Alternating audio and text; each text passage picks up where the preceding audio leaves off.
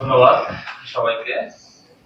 আসন্ন শারদীয় দুর্গাপূজা 2025 এর প্রস্তুতিমূলক সভায় সবার সম্মানিত সভাপতি সহ উপস্থিত সকলকেই ধন্যবাদ জানাচ্ছি।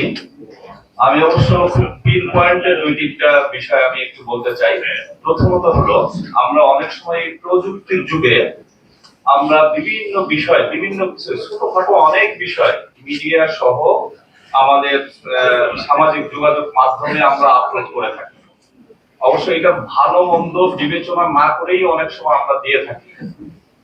দেখো, আমি কি দিচ্ছি আমি নিজেও কিন্তু বুঝতেছি না, হয়তো এইটার মানে পূর্ববর্তী ভালো মন্দ এই বিবেচনা না করে দিয়ে দিয়ে এইখানে এই ছোট একটা বিষয় নিয়ে অনেক সময় অনেক ঘটনা ঘটে যায়।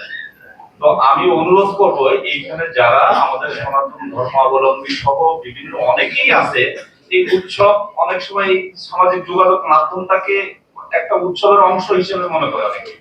তো সেই জায়গাটায় আমরা কোনো কিছু দেওয়ার আগে একটু চিন্তা ভাবনা করবো যে এটার ভালো মন্দ কি মানে হতে পারে, এটার স্ট্র্যাটেজিক ভিউটা কি হতে পারে। এটা হলো প্রথম একটা জায়গা। দ্বিতীয় নাম্বার হলো, আমরা এই যে প্রত্যেক মন্দির কেন্দ্রিক নিজস্ব স্বেচ্ছাসেবক নিয়োগের কথা ইতিমধ্যে বলা হয়েছে।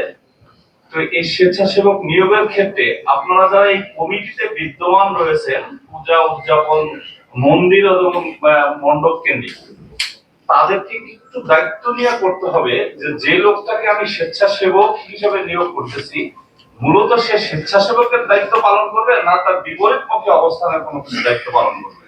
এটা একটু নিশ্চিত আপনাদের হতে হবে। দুইটা জায়গা মূলত অনেক অনেক বিষয়ে অনেক কথা হয়ে গেছে। আমি আর দুইটা বিষয় একটু আইন শৃঙ্খলা জায়গা থেকে বলবো। ২৫০০ উপজেলায় মানে এই যে গোপালদি থেকে জালাকান্দি সড়কে ডাকাতের একটা প্রবণতা আছে। এই জায়গাটা গতকালকে আমাদের সাথে যাদের কথা হয়েছে, যে পয়েন্টগুলি আমার ছিল অনেকগুলি পয়েন্ট এখানে অলরেডি চলে আসছে। এই জায়গাটায় আইন শৃঙ্খলার জায়গা থেকে আমাদের সংশ্লিষ্ট যারা আছে তাদের একটু এক্সট্রা নজরদারি। আর একটা জায়গা আছে আমাদের সাথে যোগাযোগ এবং দুর্গম দ্বীপ কালাপাহাড়িয়া, এই জায়গাটায় বিগত দিনে যদিও কিছু হয় নাই, তারপরেও আমাদের একটু সতর্ক থাকতে হবে।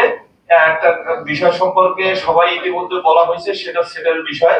এই যে আমাদের যে মণ্ডপ যেখানে বিসর্জন দেওয়া হয়, যে বিসর্জন ঘাট, এই ঘাটটা সংস্কারের বিষয়ে গত বছর ওইখানে গিয়ে আমি বাস্তব অবস্থা যখন দেখা যাবে আপনাদের ট্রাকটা ওইখানে আসতেছে, ওই যে রড গুলি বের হয়ে গেছে, তখন কি করি ওদিক থেকে দৌড়ে এদিকে এসে দাঁড়াই ভয়ে কখন কি হয়।